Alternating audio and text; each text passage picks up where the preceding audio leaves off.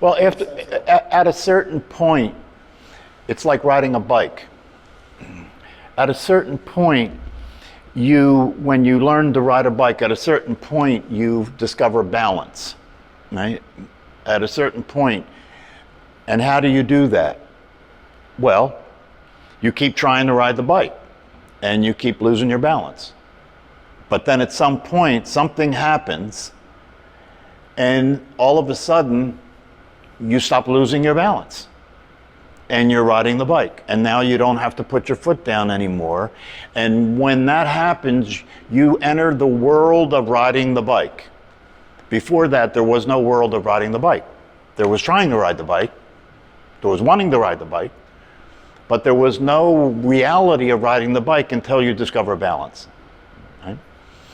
And the same thing is true with this, right?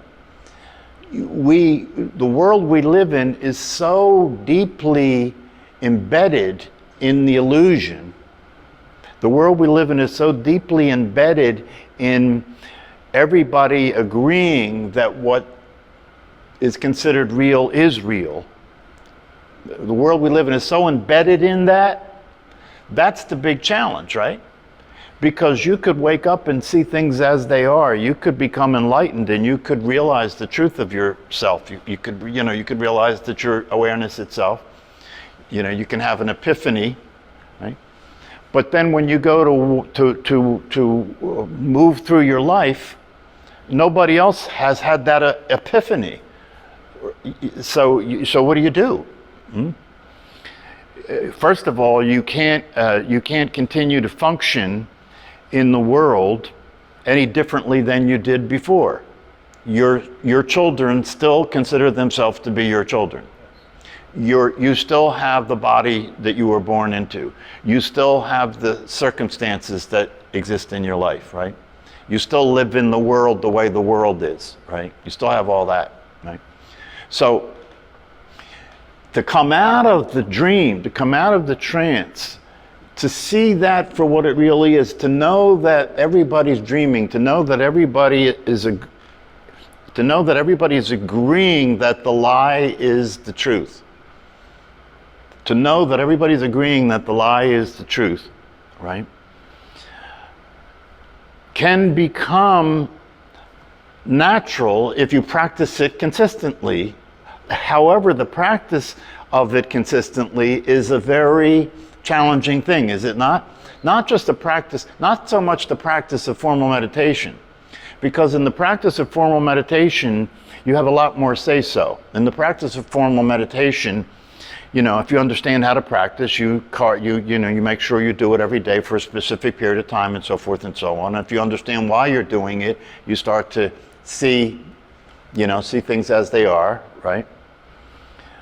But to make the transition from formal practice to informal practice, where you now understand enough to know that the only way this practice of meditation is going to benefit you is if you can maintain it as you move through your day, as you move through the life. If you can maintain the awareness, right? If you can maintain the awareness in terms of paying your attention to what's going on, right? Where you can now bring into your everyday life the understandings that you've developed through the practice of meditation.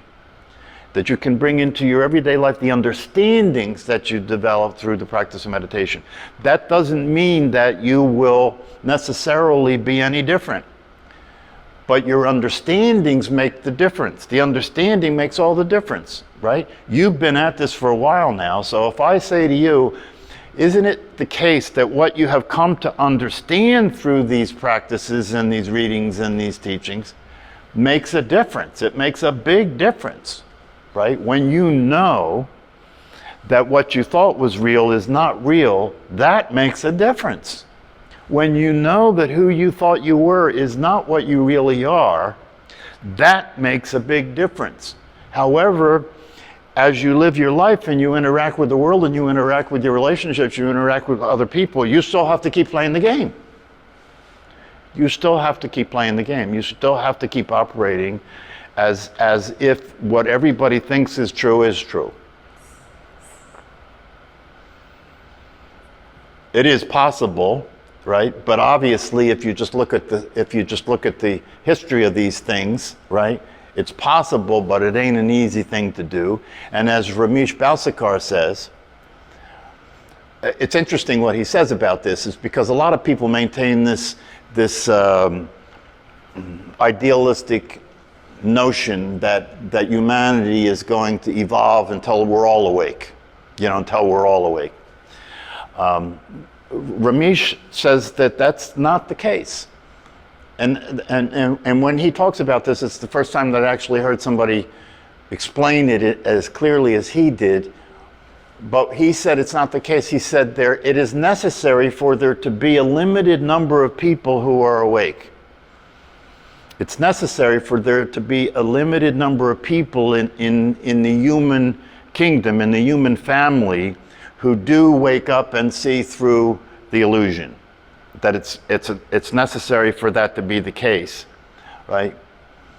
To keep the game going, because that's part of the game, that humanity for the most part is asleep. But you see, the reality of it is, and this is a very interesting thing if you can grasp it, that if all humanity were to wake up and realize the truth, the game would be over.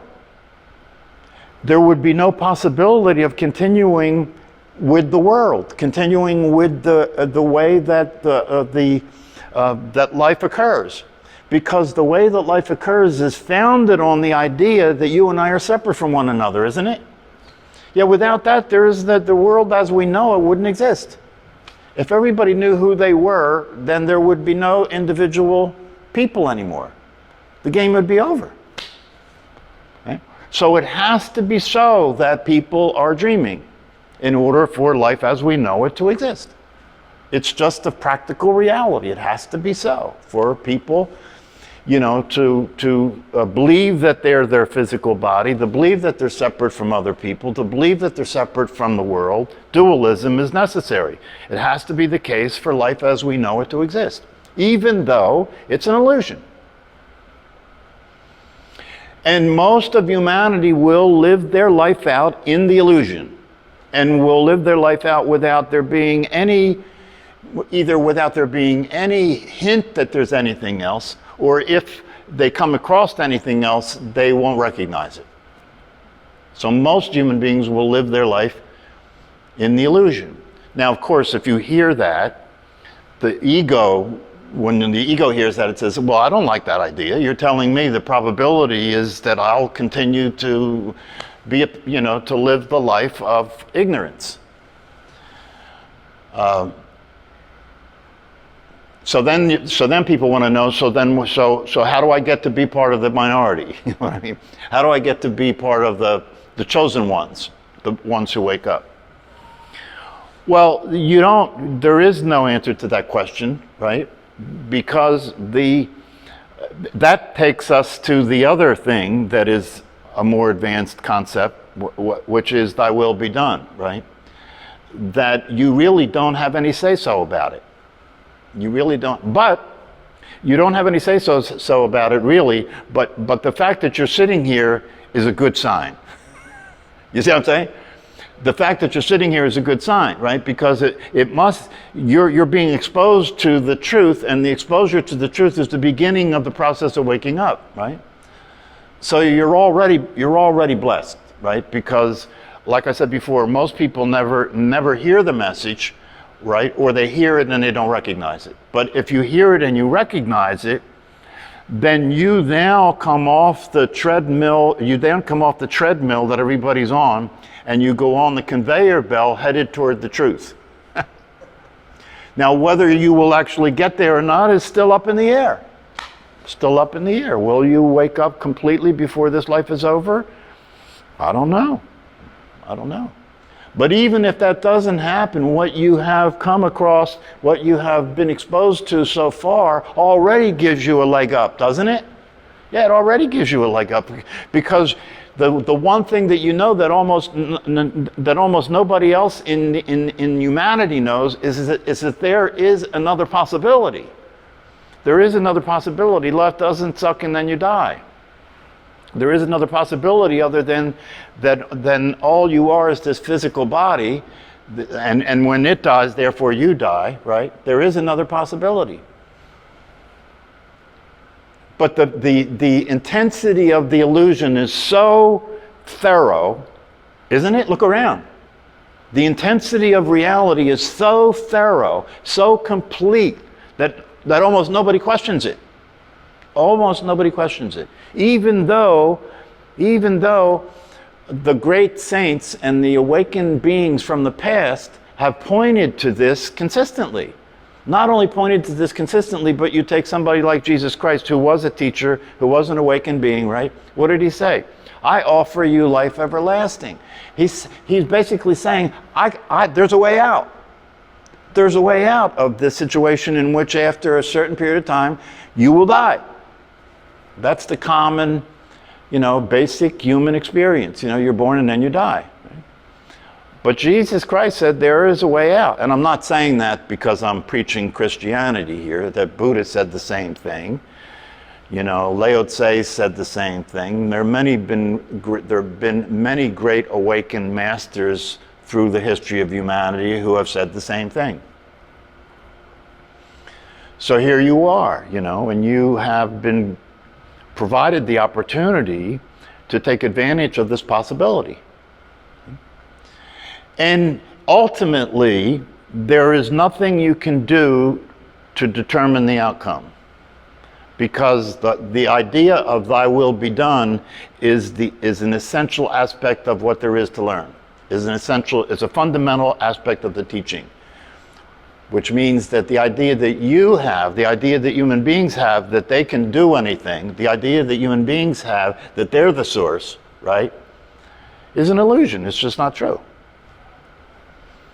And as long as you consider yourself to be the source, you're cut off from the source. It's that simple. As long as you think you can do anything, you're cut off from the source. If you accept thy will be done, what you're accepting is that's the only source. Everything that happens comes from that source. You don't do anything. You never have. You never will, and you never can, because there is nothing but that source.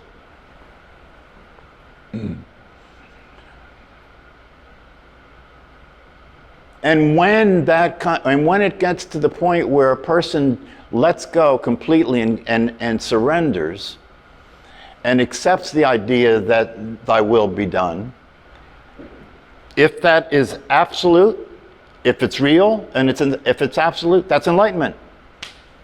That's enlightenment. Because if that gets accepted, and when I say if that gets accepted, all I'm saying is when you see the truth, because it's the truth. Right? If that gets accepted, if you see the truth, then enlightenment becomes the experience that you'll be having. So what is enlightenment? Enlightenment simply means, right, that you realize that no harm can come to you. You realize that no harm can come to you because not only are you not the doer of the deed, but nor is anybody else the doer of the deed. Therefore, no harm can come to you. If anything happens to you, it's not because if anything negative happens to you, it's not because somebody did it to you, it's because thy will be done. And so if you see the truth, that's the truth you see. Therefore, nobody can do anything to you. Therefore, you can do nothing to anybody else. Therefore, you never did do anything to anybody else, which means anything you have shame about or guilt about and so forth is a mistake. It's not true. You didn't do anything. You can't do anything, and you will never do anything, right? So therefore, anything you held against yourself was a mistake, and anything you held against anybody else was equally a mistake, right? So if thy will be done is the truth, then you can relax, because there's nothing that you can do. There's nothing you have any say-so about. And here's the best part. The ego hears that and gets concerned, doesn't it? The ego hears that and gets concerned. Wait a minute, what do you mean there's nothing I can do? My whole life has been about what I can do, right? So the ego hears that and gets concerned. But the reality of it is, if you see it for what it is, it's always been true. It's always been true. So even when you think you were doing something, you weren't. Therefore, nothing will change. Therefore, nothing changes. So the ego can relax because the ego has been under the influence of an illusion that the ego is the doer. The ego doesn't even exist. It's okay though, because if you come in contact with this, and even if the only thing that happens when you come in contact with this is you feel this resonance, you feel something, you feel like, oh, this seems real, this sounds right, this seems true, right? This seems to fit, this explains a lot, right? Even if that's all you get from it, you're still on to something. It's just going to take you a while to develop the details of your understanding. It's going to take a while to develop the details of your understanding. And if you hear it and you realize what you've heard, right, then you will be motivated to develop the details of your understanding. And if you do develop the details of your understanding, eventually you'll get to a place where you see things as they are. And when you see things as they are, you will still keep falling back to sleep and falling back into the idea you have about who you are and so forth and so on, right?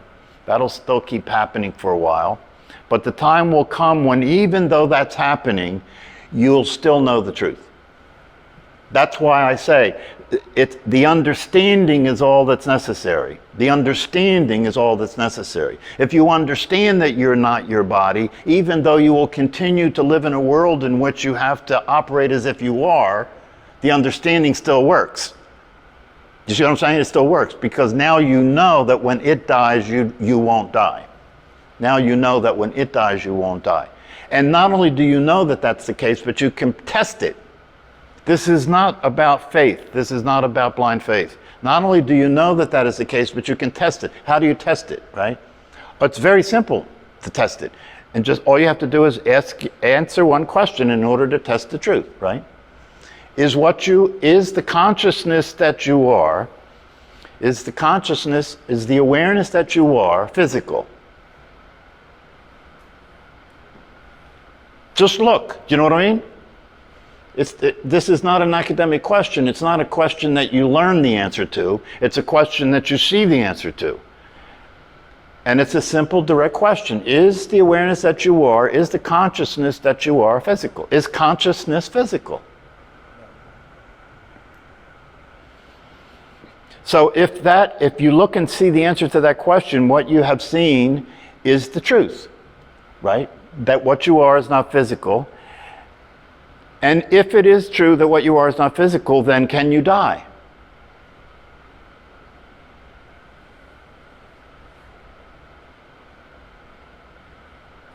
That's so simple, right?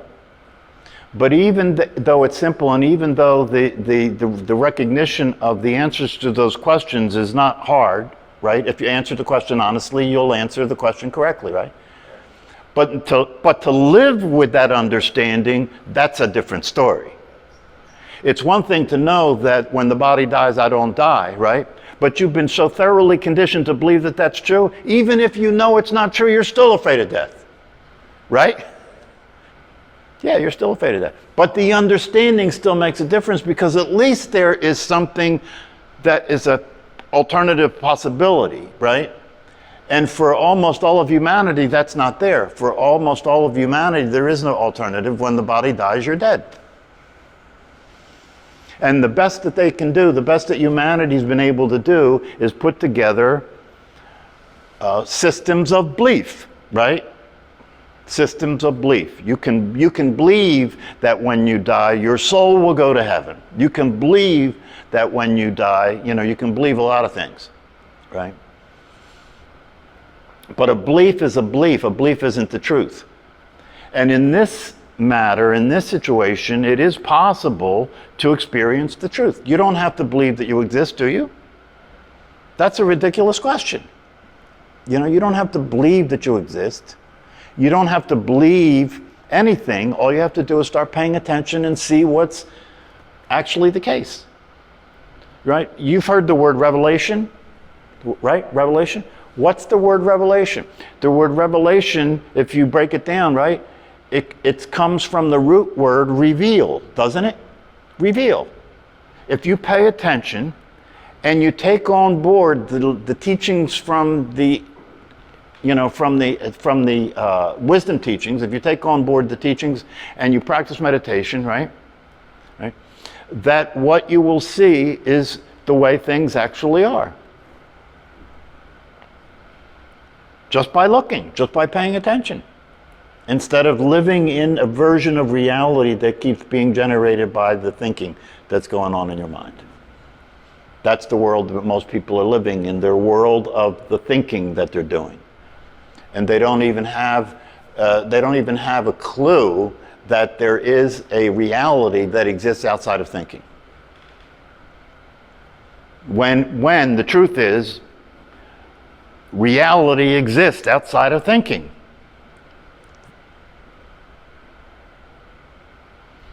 So, but this is the kind of thing that you have to understand something, that you've been thoroughly hypnotized, right? And to come out of this trance, you have to stay at it. You have to stay at it. You have to keep slapping yourself in the face.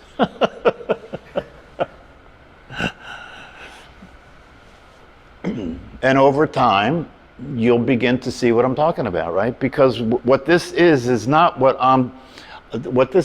something that I'm proposing to you to believe in. It's not something that I'm suggesting you have faith about, right? It's something that I'm inviting you to see. It's something that I'm inviting you to see for yourself. Because I'm pointing at it. I am not telling you that it exists because I say so. I'm telling you that it exists regardless of what I say. And I'm pointing at it. I'm saying, look. You can see what I'm talking about for yourself. You can see it for yourself. And if you see it for yourself, then there's nobody to argue with. And if you see it for yourself, you can begin to experience the benefits of the understanding. Lighten up, One of the benefits of the understanding of the truth is you lighten up. You realize there's no reason to be so heavy-hearted. There's no reason to be so stressed out. There's no reason to be heavy-hearted or stressed out, because what you thought was happening is not what's happening. Who you thought you were is not who you are. What you thought was happening is not what's happening. And this is all in a good way. This is all in a good way, right? Because what you thought was happening was that time was real, right? What you thought was happening is that you were a physical body. What you thought was happening was that you were a person, right? And all the rest of it, right? But through these teachings and practices, you learn that that's not real. That's not really happening. And therefore, all of the suffering that goes along with what you thought was happening goes away when you realize that that's not real. It sounds simple, doesn't it? It is simple, right? It is simple. The complicated aspect of it is the fact that the simplicity of it is lost in the complexity that exists when you try and take this simplicity and process it in the mind, right? The truth is very simple, right? The truth is very simple. It can be put on one page of paper. A lot of the teachers in the past have done that. Ramana Maharshi did that. It can be put on one piece of paper, right? But the experience of it and the practice of it and the realization of it is very complicated, because you're using the mind to try and experience the truth, and that can't happen. The mind can only experience an interpretation of reality. It cannot experience reality as it actually is. However, awareness can experience reality the way it actually is, and awareness is reality the way it actually is. So, do you dare to ask any other questions? If your consciousness didn't exist right now, right, would you be here? Well, then maybe that's because that's what you are. That's not a hard thing to follow, is it? But we get so occupied in all the bullshit about what we are that the simplest explanation for what we are is completely lost. Completely lost. When there's nothing more obvious. There's nothing more obvious. There's nothing more obvious than what you are, because all you have to do is look at one single thing to see it. And that is, if the awareness that you're experiencing wasn't here, would you be here? I'm sorry, I couldn't understand. If you're aware, aren't you? Yeah. Okay. I think. Okay, that's good enough, right? So you're aware, right? If that awareness wasn't here, Okay. would you be here? No. Okay. So it may be because that's what you are.